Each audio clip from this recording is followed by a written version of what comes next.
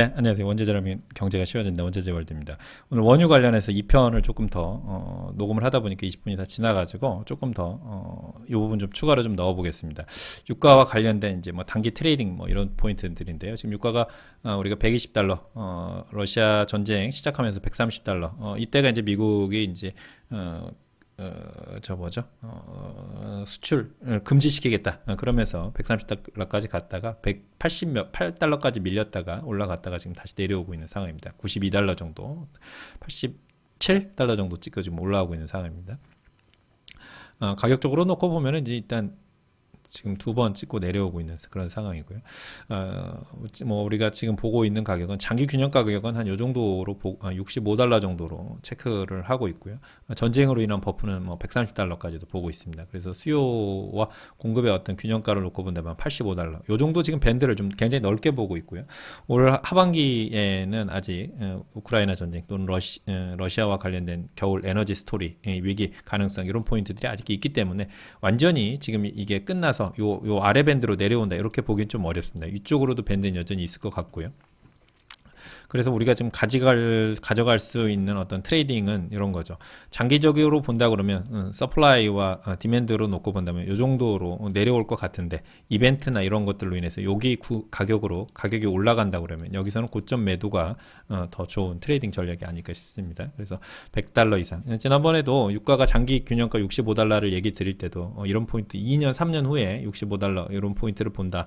그러나 다만 그런 것이 지금 당장 에너지에 대해서 유가에 대해서 인버스 숏을 가자는 게 아니다라는 얘기 우리가 정확하게 얘기를 확인을 했었습니다.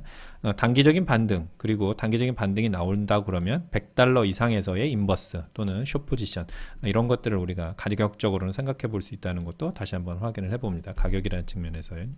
그래서 수요 공급 어떤 서플라이와 디맨드 가격으로 봤을 때는 한 85달러 장기 균형가로는 한 65달러 그래서 올 하반기 밴드는 굉장히 넓습니다. 65, 85, 100, 120까지도 다 지금 스토리가 가능한 거고요.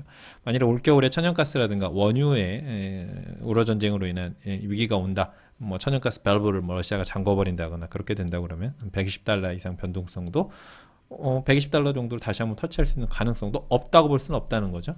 그 정도 보면 좋을 것 같습니다. 그래서 아까 말씀드린 대로 균형가는 뭐 장기 수요 공급에 의한 균형가는 우리가 생각했던 것보다 지금 뭐 90달러보다는 더 낮은 가격일 것 같은데 이벤트 때문에 가격이 올라간다. 전쟁이 나서 가격이 올라간다. 그러면 전쟁이 끝나면 언젠가 또 수요 공급으로 내려간다고 본다면 이상하게 가격이 100달러 이상으로 100, 110, 120 이렇게 올라온다 그러면 그때마다 차곡차곡 겁내지 말고 아래로 대응해 주는 거 이런 포인트 생각해 볼 것 같습니다.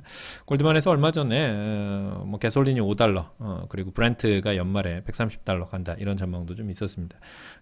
골드만은 계속 유가에 대해서 좀 강세를 얘기를 하고 있죠. 그래서 뭐 올해 봄에도 올 여름에 한 130달러, 140달러 브렌트유 간다 그런 전망도 가지고 있었던 그런 보고서를 지금 그 연장선이 아닌가 싶고요. 중국의 어떤 디맨드가 좀 늘어난다 그런 것들이 주요인 것 같습니다. 근데 이제 저희가 이제 매크로적으로 좀 하나 같이 보고 싶은 건 이런 거예요. 과연 이제 미국의 금리가 얼마까지 올라갈 것인가, 경기 둔화가 어디까지 될 것인가, 그렇게 됐을 때 매크로라고 하는 측면에서 봤을 때 원유 수요가 얼마만큼 더 증가할 것인가 하나하고요. 유가의 원유 자체의 수요 공급이 어떻게 될 것인가, 지금 어디까지 왔는가, 지금 오펙 플러스가 증산을 덜 한다고 그러는데 뭐 10만 배럴로 줄인다고 그러는데 그게 과연 어느 정도 양인가, 원유 자체의 수요 공급 이 두 가지를 좀 확인해 보자는 겁니다. 첫 번째는 아까 전 방송에서 봤는데요. 22년도 6월로 봤을 때 글로벌 서플라이는 지금 100.6 정도 왔다 이렇게 좀 우리가 추정을 해보는 겁니다. 원유 생산이라는 게 이제 이게 전부 다 작은데 큰 나라, 작은 나라, 큰 나라, 작은 회사, 큰 회사 싹 다 이렇게 해가지고 디지털이 기록되는 게 아니기 때문에 컬렉트하는 거기 때문에 이것도 그냥 추정치다 이렇게 좀 보면 되겠습니다.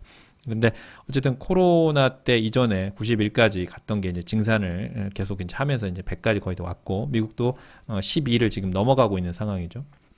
네, 그렇게 놓고 본다면 원유의 서플라이가 지금 현저하게 떨어진다 이렇게 보기 좀 어렵다. 거의 정상화 되어 간다, 되어 가고 있다, 거의 왔다 이렇게 좀 보면 되겠습니다. 그래서 수요 공급으로 인해서 뭐 전쟁이나 이런 특별한 이벤트가 생기지 않는다 그러면 엄청난 변동이 생기긴 좀 어렵지 않겠는가 좀 보여지고요.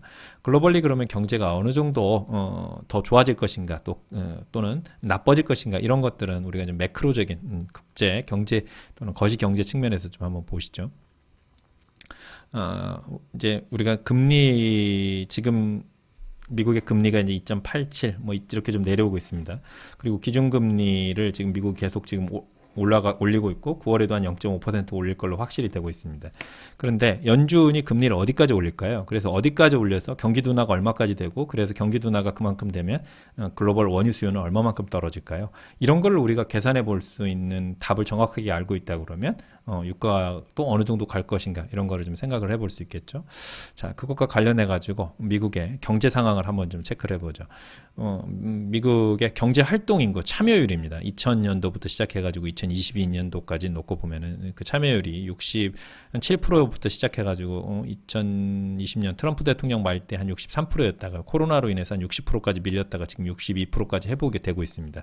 물론 이제 장기 라인을 그어보면은 거의 이제 그 라인으로 지금 가고 있는 거죠. 그래서 여기서 우리가 두 가지 확인될 수 있는 거는 코로나로 인해서 활동 인구들이 좀 많이 줄어들었다는 거, 일시적으로도 줄었고 회복도 완전히 되고 있지 못하다는 걸 좀 체크를 해볼 수 있겠고요. 그리고 장기적으로는 지금 내려가고 있는 거의 균형 가격이 왔다는 거, 즉 엄청나게 더 경제 활동에 참여, 즉 그걸로 인한 성장 이런 것들을 기대하는 거는 조금은 무리가 있다. 이런 측면을 봄으로 인해서 우리가 어떤 추론이 가능하냐면 미국의 경기가 급발진, 엄청나게 좋아지는 것도 조금 어려울 것이다. 그런데 또 이만큼 참여율이 낮기 때문에 노동시장은 굉장히 타이트할 겁니다. 즉 실업률이 낮을 거예요. 전체 보호수가 줄기 때문에. 그렇다 그러면 실업률이 막 올라가면서 경기가 급락하면서 수요가 막 굉장히 둔화되는 그런 상황, 인플레이션이 막 뚝뚝뚝뚝 떨어지는 상황, 그런 상황이 오기도 어려울 것이다. 그래서 지금 수준의 인플레이션이 굉장히 천천히 떨어지면서 경기도 천천히 둔화되는 그런 상황을 우리가 일단은 첫 번째로 생각을 해볼 수 있겠죠. 그러면 원유에 대한 디맨드가 글로벌 경기가 엄청 좋아져가지고 또는 엄청 나빠져가지고 원유 디맨드가 굉장히 떨어지거나 굉장히 높아지거나 하는 상황은 그렇게 크게 변동은 아니다라는 일단 가정을 해보고요. 두 번째는 미국이 금리를 어디까지 올릴 것인가, 긴축을 어디까지 할 것인가는 우리가 실업률을 가지고 한번 생각을 해보죠. 자, 우리 개념 중에 하나가 이제 나이루라고 그럽니다. 자연 실업률이에요. 이제 경제가 이렇게 됐을 때 자연스러운 모델에 의해서 계산했을 때 실업률이 어느 정도가 적정할 것이 나오는가를 계산을 해보는 겁니다. 요 빨간색 선이 그 이제 자연 실업률 나이루를 얘기하는 거고요. 요 녹색 선이 실제 실업률, 이거는 이제 측정치예요. 이거는 계산치고요. 이 빨간색 선.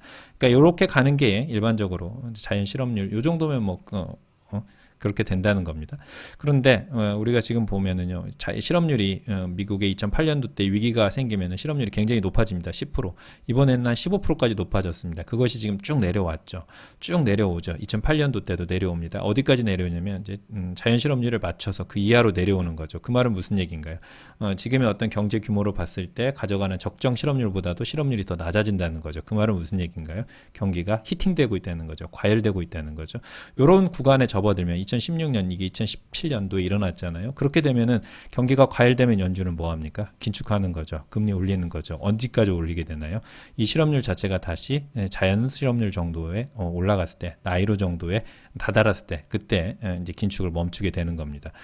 그런 것의 거의 반복이다. 좀 러프하게 보면은 그렇게 되는 거죠. 그래서 지금도 보면은요, 실업률이 굉장히 높아지죠. 15%까지 높아지죠. 연준 뭐 했겠습니까? 돈 굉장히 풀고 통화 완화, 금리나 제로금리 이런 것들 했겠죠. 그런데 그게 급격히 내려와요, 실업률이. 그래서 지금 나이로 자연 실업률에 봤을 때 한 4점 우리가 한 4, 5 요 정도 보고 있는데 그거 아래 깨고 내려가서 지금 우리 실업률이 미국의 실업률이 3.6%, 3.5%대입니다.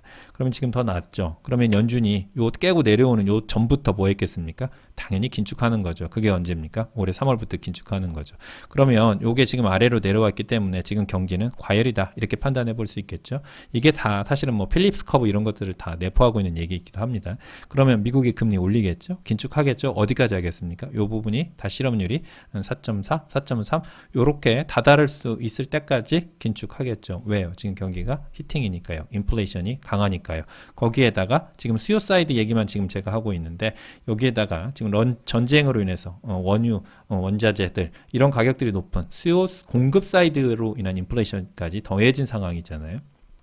그렇기 때문에 연준이 더 강하게 긴축을 할 수밖에 없는 거고요. 그래서 미국의 기준금리가 어디까지 올라간다 이렇게 우리가 확정하기는 어렵지만 최소한 더 금리는 올려갈 것이다 라는 걸 우리가 추정해 볼 수 있죠. 그리고 이 실업률 자체가 조금 더 꺾일 때까지, 더 높아질 때까지, 경기가 둔화될 때까지 올려야 될 것이다 라는 것도 우리가 추정해 볼 수 있고, 제롬 파월 의장이 말을 통해서 직접 들었죠. 왜?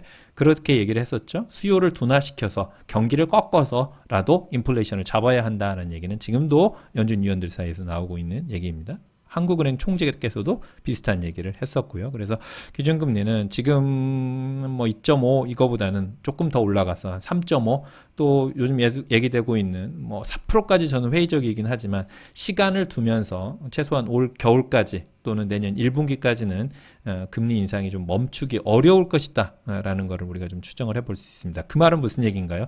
경기가 지금보다는 둔화되어야 된다는 겁니다.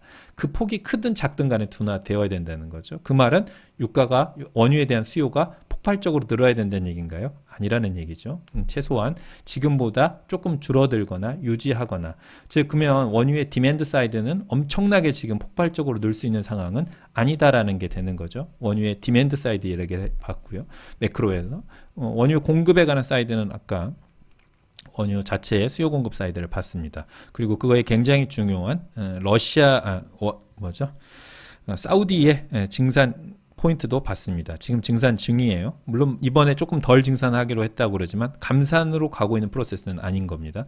그러면 유가도 조금 더 내려올 가능성도 우리가 생각을 해볼 수 있겠고요. 글로벌 원유 공급도 100을 넘어서고 있는 상황이고요. 미국도 10일을 지금 넘어서고 있는 상황입니다. 그렇다 그러면 유가의 폭발적인 상승은 어떤 이벤트 드리븐이 되지 않고는 크게 가능성은 없을 것이다라는 것도 우리가 글로벌 경제하고 그리고 원유 자체의 수요 공급에서도 확인을 해볼 수 있는 것 같습니다. 물론 이제 변수들이 다른 포인트들은 있겠지만요. 우리가 좀 안정적으로 추정해 볼 수 있는 거는 미국의 자연 실업률과 미국의 지금 기준금리 그리고 실업률 이 세 개를 가지고서 미국의 연준이 앞으로 무엇을 보고 있고 어디로 가려고 하는지는 추정해 볼 수 있는 거죠.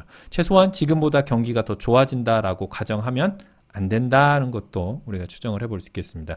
연준의 긴축은 조금 더뎌야 될 것입니다. 최소한 올 연말까지는. 그리고 기준금리도 3%대는 당연히 가야 되지 않겠는가 싶습니다. 무조건이다라고 보여집니다. 왜요? 아직 훨씬 이 빨간색 선이 이 파란색 선 훨씬 아래에 있지 않습니까? 연준이 금리 올려야 됩니다. 여기 있네요. 이것도 가지고 한번 설명을 마지막으로 시간이 좀 남아서 한번 볼게요. 자, 실업률 자체가 실업률이 내려오죠. 그래서 자연 실업률에 거의 다다릅니다. 그러니까 연준은 기준금리 올리기 시작합니다. 그래서 이번에 이제 코로나 때 난리가 나면서 제로금리로 내려왔습니다. 그러다 언제 올리기 시작합니까? 닫히면서부터 금리 올리기 시작합니다. 이 금리 또 올라가겠죠. 그래서 조금 더 올라가는 기준금리 어디까지 올라갈지 모르겠지만 이 빨간색 선이 다시 이 파란색 선에 닿을 때 또는 이보다 위로 튕겨져 올라올 때까지는 긴축을 계속할 거다. 금리를 인상할 거다. 아니면 QT의 양을 현저하게 늘려야 되는데 QT의 양을 현저하게 늘려서 충격을 주기보다는 지금의 금리 프로세스를 가는 가능성이 더 높겠다. 그런 것들을 본다 그러면요. 지금의 미국 경기 괜찮아요. 아직 스트롱합니다. 그리고 기업의 감익도 별로 안 됐습니다. 그거에 대한 스토리가 있기 때문에 나스닥이라든가 S&P 뭐 또 증시까지 얘기가 옮겨가는데요. 한국의 코스피도 강하게 반등을 해서 2550까지도 충분히 갈 수 있는 가능성 열려 있는 상황인 거죠. 그러나 거기서 더 이익이 증가된다 이런 추정은 보수적으로 하는 게 더 편안할 것이다 라는 것까지 봐보겠습니다. 오늘 원유 얘기하다 보니까 뭐 에너지 패권 얘기하다 보니까 좀 길어졌습니다. 두 개를 클립을 나눠서 올려보겠습니다. 네, 도움이 되신다고 그러면 뭐 구독과 좋아요도 또 질문 있으시다 그러면 댓글도 부탁을 드리면서 물러가겠습니다. 좋은 연휴 되시고요. 내일 광복절이네요. 네, 좀 연휴 잘 보내시고 건강 잘 챙기시기 바랍니다. 네, 지금까지 원자재 월드였습니다.